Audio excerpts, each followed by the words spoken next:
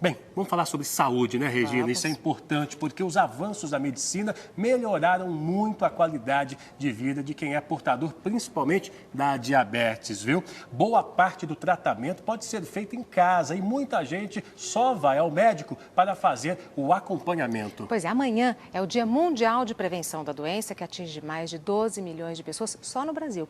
A diabetes pode aparecer de forma silenciosa. Por isso, é importante estar atento aos sintomas. Uma ampola, agulhas e muitas picadas pelo corpo. Uma rotina dolorida para quem tem diabetes. A doença está entre as 5 com maior índice de morte no mundo e não tem cura. A diabetes é o aumento anormal de açúcar no sangue e isso é causado pela falta de insulina. Existem 2 tipos da doença. Na do tipo 1, o corpo produz pouca ou nenhuma insulina. Geralmente começa na infância e exige aplicações diárias do medicamento. Já quem desenvolve a diabetes do tipo 2 tem células resistentes à ação da insulina e a doença costuma surgir após os 40 anos de idade. O Brasil tem 12 milhões de diabéticos, segundo o IBGE. Fatores hereditários, sedentarismo e obesidade são as principais causas da doença. Os sintomas costumam ser silenciosos, mas quando aparecem, são 3 os principais: aumento da quantidade de urina, fome e sede aumentadas. Mas também podem ocorrer náuseas, fraqueza e perda de peso. A vida do diabético melhorou muito nas últimas décadas. A insulina, em suas várias formas, trouxe ao doente a autonomia de poder controlar diariamente a diabetes em casa. Os medidores de glicose portáteis também se tornaram grandes aliados de quem sofre desse mal. As pesquisas mostram que a alimentação saudável e a prática de esportes são indispensáveis para o controle da doença. O paciente que segue o tratamento à risca hoje consegue evitar as doenças decorrentes da diabetes. O exercício e a alimentação correta ainda é o gold standard, é o padrão ouro para evitar diabetes. Para conversar sobre o assunto, nós convidamos a médica endocrinologista do Hospital das Clínicas aqui de São Paulo, doutora Carla Mello. Bom dia. Obrigada por ter vindo. Bom dia, Regina. Bom dia, Douglas. Agora, o prazer é todo nosso. É possível detectar a diabetes sem fazer o exame? Não, na verdade, o exame ele vai definir um diagnóstico, né? Mas os sintomas estando presentes, o paciente pode tentar verificar em si, o indivíduo, né? Se ele tem os sintomas da doença, tendo os sintomas, aí procurar um médico, um laboratório para confirmar o diagnóstico. E os sintomas são esses? A pessoa começa a urinar muitas vezes? Sim. Fadiga? Fadiga, como ele urina muito, perde muito volume, muito líquido, ele bebe também muita água, né? Esses sintomas, eles podem ser mais ou menos intensos na dependência do tipo de diabetes. Existem tipos diferentes de diabetes. O diabetes do tipo 1, que acomete mais crianças, com sintomas mais intensos. E o diabetes do tipo 2... Que sintomas são esses mais intensos, mais intensos? Doutora? Todo esse sintoma de urinar muito, beber muita água. A criança também perde muito peso. Em algumas situações, a criança já havia parado de urinar à noite na cama, volta, retorna a fazer xixi na cama. Né? Então, e tudo isso é muito abrupto, chama a atenção do pai e da mãe. Tá. Diferente dos sintomas, como eles se instalam nos mais idosos com diabetes do tipo 2, que são mais lentos, mais progressivos. Vai dando tempo para o paciente, na verdade, se adaptar à presença desses sintomas e muitas vezes não valorizá-los.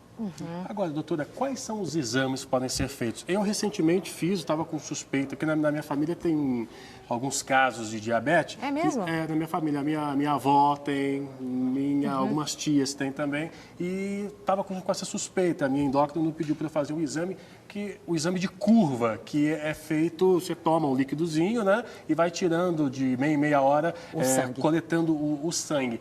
São somente esse exame que faz o diagnóstico também? Não. Então, no seu caso, a gente já está falando mais do diabetes do tipo 2, que acomete principalmente os indivíduos após os 45 anos de idade. E não é o seu caso. Falar, mas e por que então ele tão jovem já está com essa suspeita? Então, porque ele tem uma história, familiar de diabetes. Então, nesses indivíduos que têm essa característica genética, muitos parentes acometidos, nós temos que ser realmente mais proativos. Entendi. E o que é importante no diabetes, de vital importância? Diagnóstico precoce. Vital. Vital.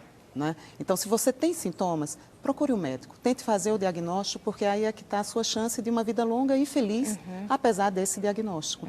Então, acima dos 45 anos, a frequência do diabetes tipo 2 aumenta muito, principalmente na presença de alguns fatores de risco que você tem, Douglas.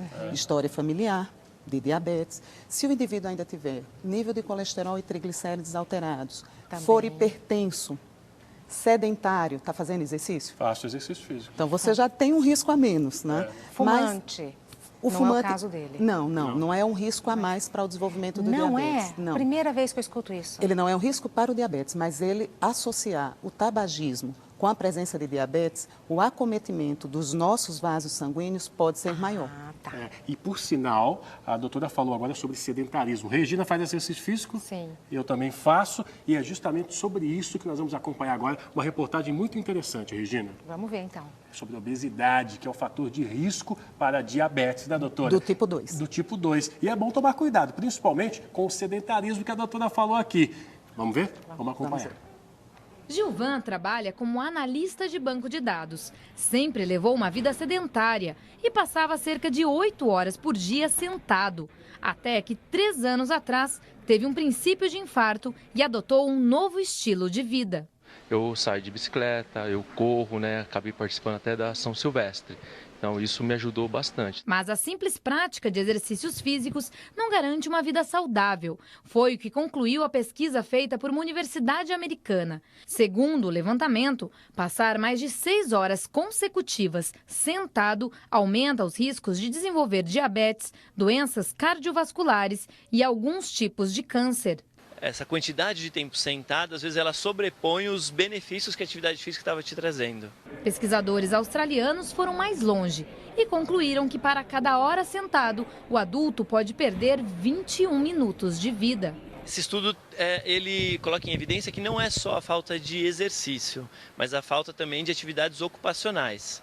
Um levantamento feito nessa empresa mostrou que 78% dos funcionários são sedentários. Aqui, eles passam, em média, 6 horas do dia sentados. Para minimizar essa situação, alguns ambientes como este pomar foram criados para estimular rápidas caminhadas durante o expediente. Marcos não pratica tanto exercício fora do trabalho, mas dentro da empresa já mudou a rotina.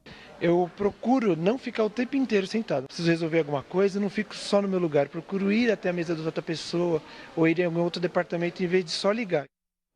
Isso é interessante, né? Porque muita gente fala, eu não consigo na minha rotina colocar mais uma atividade que é ir para academia ou correr e tal. Então, não tenho tempo, né? A maior parte das vezes. Ou não tem dinheiro, né? E também. Enfim, mas essas pequenas caminhadas, então, já resolvem? Já ajudam.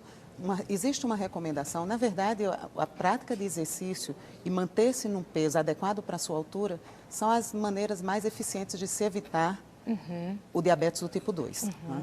Então, nessa situação, se você é um indivíduo que não tem tempo de fazer o exercício, você pode caminhar mais. E a recomendação são 150 minutos por semana de atividade física. Não é muito. Não é muito, não são é 5 muito. caminhadas de 30 minutos numa semana. Ou como fez o rapaz da reportagem, né? Anda mais no trabalho, vai de escada, esses pequenos hábitos. Exatamente, né? Que é o que nós chamamos de prática de atividade física. Isso não é um exercício programado que exige uma carga física maior, né? de exercícios maior.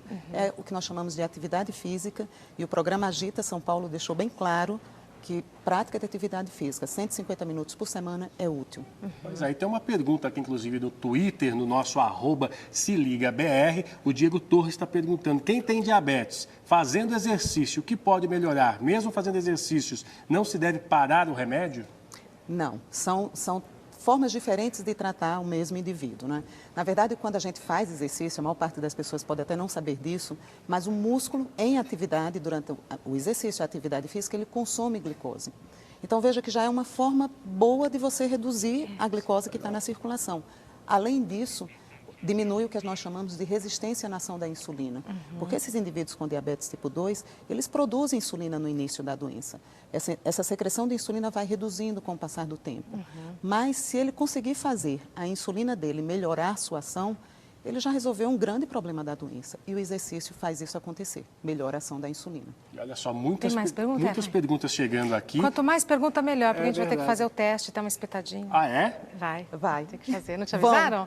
Vão. Vamos, Tá a vendo? Reva também vai. O negócio é o Reva, seguinte, a gente quer ficar de Exatamente. pé no programa, o diretor não deixa. Então, se a gente ficar doente, a culpa é do diretor. Porque se ficar sentado, dá diabetes. ele que está falando, Tá bom, diretor? É isso mesmo. É quem verdade. tá A gente falando quer é ficar de ele. pé e manda a gente ficar sentado. Quem tá Então falando tá, é ele. tudo bem. Eu tô Depois quietinha. a gente conversa lá, tá, cidadão? Aqui, ó, o Marques Vinícius está dizendo, sou estudante e passo a maior parte da tarde sentado. O que fazer para melhorar a circulação? É o Marcos, de São João dos Patos, Manaus. Um abraço para Manaus. Um abraço para Amazonas todo. Um abraço para vocês Não é? aí que Maranhão, estão interessados Maranhão, em desculpa. diabetes. Maranhão? Maranhão. Também. Um abraço para Manaus, Amazonas. Para Maranhão, todos que se São interessam Luís, sobre Imperatriz. diabetes. Claro. Então, na verdade, o que ele está falando é mais uma forma, como é que eu melhoro a circulação, porque o exercício tem esse outro benefício sobre o diabetes. Além de diminuir a glicose no sangue, além de melhorar a ação da insulina, um terceiro fator importantíssimo é a melhora do condicionamento físico. Porque, infelizmente, a principal causa de óbito entre os portadores de diabetes são as doenças de grandes vasos. Por exemplo, um infarto, um AVC, um acidente vascular cerebral, conhecido como derrame, trombose. Então, fazer exercício melhora o condicionamento cardiovascular. É um indivíduo que tem um coração melhor preparado. Então, pratique exercício, colega do E Maranhão. eu digo mais, e fazer exercício faz bem para o corpo e para a cabeça. Pra cabeça. Ah, me dá uma arejada tão... Não é, tão bom, né? gostoso. Sim.